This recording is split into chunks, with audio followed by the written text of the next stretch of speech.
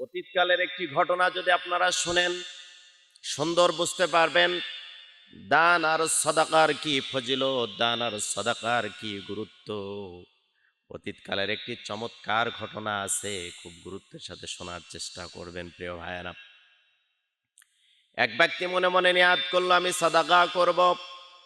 টাকা আছে, সম্পদ আছে, অর্থ আছে। আজকে আমাদের টাকা আছে, সম্পদ আছে, অর্থ আছে, ব্যাংক ব্যালেন্স আছে, বাড়ি আছে, গাড়ি আছে, প্রাচুর্য আছে, কোনো কিছুর অভাব নাই। সবচাইতে বড় সমস্যাটা হলো যেইটার অভাব, সেইটা হলো মনের সংকীর্ণতা। বখিলদের কোনো জান্নাত নাই, কৃপণের কোনো জান্নাত নাই।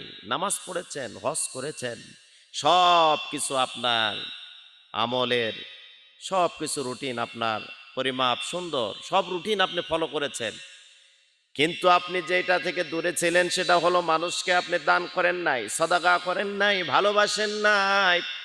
আবার অনেকে আছে ভালোবাসে কিন্তু কোনো কিছু চাইলে আর পাওয়া যায় না।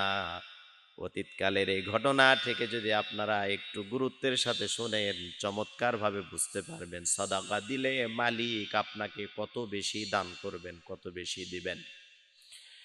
প্রিয় কলিজার টুকরা ভাইয়েরা, এমনি যদি আপনি অন্য মাসে যদি আপনি দান করেন তাহলে যেই ফজিলত আপনি পাবেন রমজান মাসে দান করলে ৭০ গুণ বেশি সোয়াব আপনি পাবেন। সাদাকা করলে সোয়াব পাবেন, মানুষকে ভালোবাসলে সোয়াব পাবেন। একজন ব্যক্তি আল্লাহর এক গোলাম নিয়াত করেছে সাদাকা করবে, বের হয়ে পড়েছেন সন্ধ্যাবেলায় সাদাকা দেওয়ার জন্য। নিয়াত করেছেন আমি যে সাদাকা দিব পৃথিবীর কেউ জানবে না, গোপন ভাবে আমি সাদাকা করব। আমরা কিছু মানুষ আছি দেখিয়ে তাকবীর নিয়ে বাহবা নেওয়া ছাড়া আমরা কিন্তু দান করতে অভ্যস্ত নয়। অনেক সময় দেখা যায় মাহফিলে স্লিপগুলো যদি একটা পড়ানো হয় মন বড্ড খারাপ হয়ে যায়। নিয়াত করার জীবনে কখনো কোনো দিন দান করব না, কারণ দান করলাম বক্তা আমার কথা, আমার স্লিপটা পড়লো না, আমার কথাটা বললো না, বাহবা দিল না, তাকবীর দিল না, মারহাবা দিল না, তাহলে আর দান করে কোনো সওয়াব হবে না, ফায়দা হবে না। এই ধরনের টেন্ডেন্সি, এই ধরনের মানসিকতা পরিবর্তন করতে হবে। দান করবেন শুধু আল্লাহকে ভালোবাসার জন্য, আল্লাহকে পাওয়ার জন্য, জান্নাতের আশায়, জাহান্নামের আগুন থেকে বাঁচার জন্য। আল্লাহর গোলাম চিন্তা করলো আমি সাদাকা করব নিরিবিলি নির্জনে, কেউ জানবে না, শুধু আমার মালিক আমার রব শুধু জানবে। সন্ধ্যাবেলা হাঁটাহাঁটির জন্য বের হয়ে পড়লেন। অনেক সময় দেখা যায় মানুষ কিন্তু ব্যায়াম করার জন্য সকাল সন্ধ্যা ঘোরাফেরা করে, একটু রাস্তায় দৌড়াদৌড়ি করে, শরীরটাকে ফিট রাখার জন্য ব্যায়াম করে।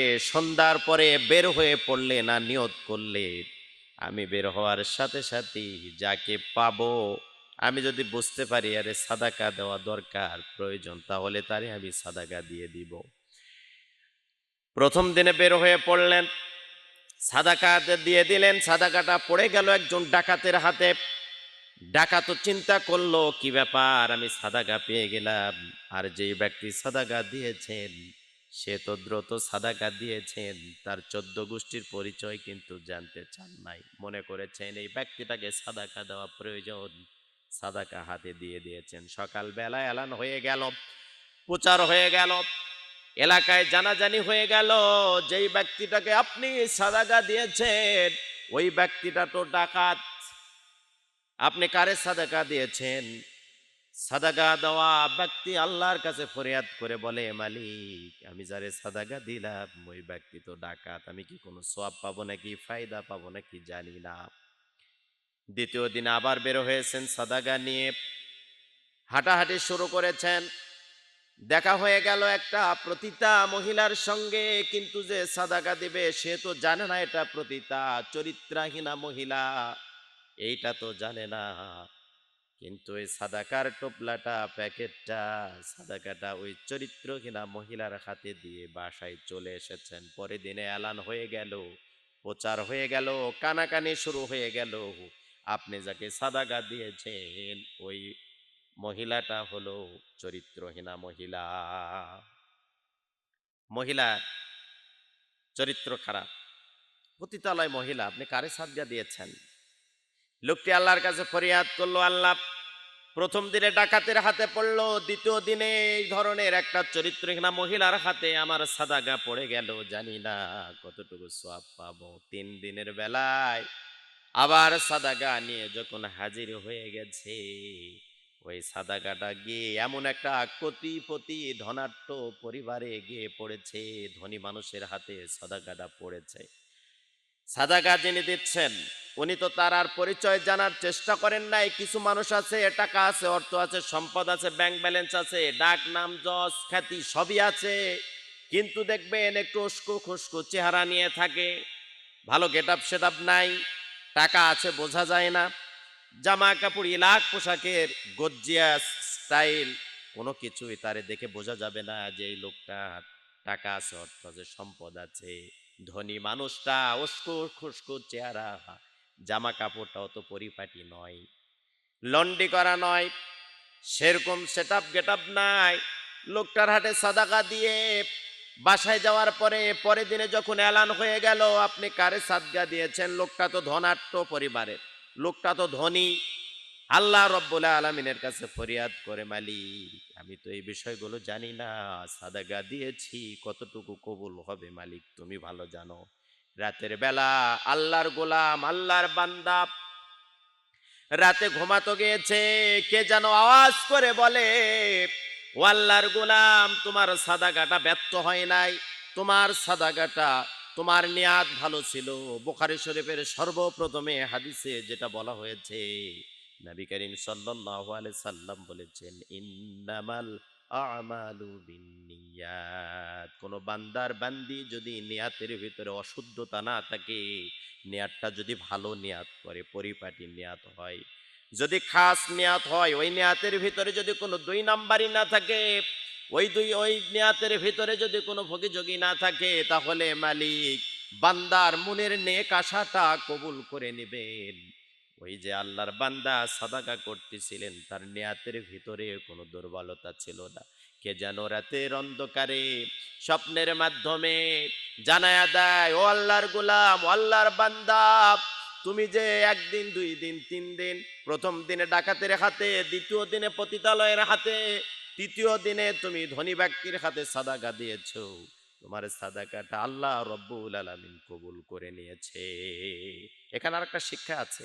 প্রথম দিনে যে ডাকাতের হাতে সাদাকা পড়েছে, ডাকাত চিন্তা করলো মনে মনে, হায় জীবনে কত মানুষের ক্ষতি করেছি, চুরি করেছি, জীবনে কত মানুষকে অসহায় করেছি, কত মায়ের আর্তনাদ কান্না, কত কষ্ট দিয়েছি, আজ থেকে আর কোনো চুরি করব না, আজ থেকে নিয়াত করলাম, আজ থেকে আর কোনো মানুষকে কষ্ট দিব না, আজকে থেকে আমি ভালো হয়ে যাব, কারণ ওই ব্যক্তিটা আমারে সাদাকা দিয়েছে, আল্লাহর গোলাম, সাদাকাটা আমার হাতে এসে পড়েছে, আজকে থেকে তওবা করলাম, আমার জীবনে কখনো কোনো দিন আমি আর কোনো মানুষকে কষ্ট দেব না, ডাকাতি করব না।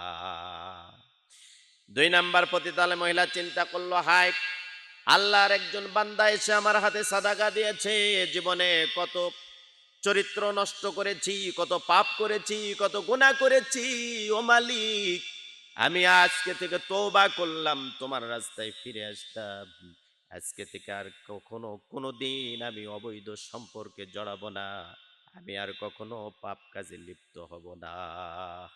3 নাম্বার ধনী ব্যক্তি চিন্তা করলো, হায়, এত অর্থ, এত সম্পদ, এত গাড়ি বাড়ি, টাকা, নাম ডাক যশ খ্যাতি, কত টাকার মালিক আমি নিজেই জানি না, আল্লাহর বান্দাটা এসে আমার হাতে সাদাকার টোপলাটা দিয়েছে, সাদাকা দিয়ে গেল, আমি তো জীবনে কখনো কোনোদিন সাদাকা দিই নাই, দানও করি নাই, আমার মতো কৃপণ বান্দা আকাশের নিচে জমিনের উপরে আমি তো আর দেখি নাই, কারণ আমি তো কখনোই আমার অর্থ সম্পদ থেকে আমি কখনোই খরচ করি নাই, দান করে নাই, এতিম অসহায় দুস্থ মানুষের পাশে দাঁড়াই নাই, আজকে থেকে আল্লাহ, ও মালিক রব, তওবা করলাম, আজকে সাদাকার টোপলাটা, সাদাকার প্যাকেটটা আমার হাতে এসে পড়েছে, সাদাকার টাকাটা আমি গ্রহণ করেছি, আজকে থেকে তওবা করলাম, আল্লাহ আমি জীবনে শুধু দান করে যাব, আমি আর কখনো কোনো দিন কৃপণতা করব না।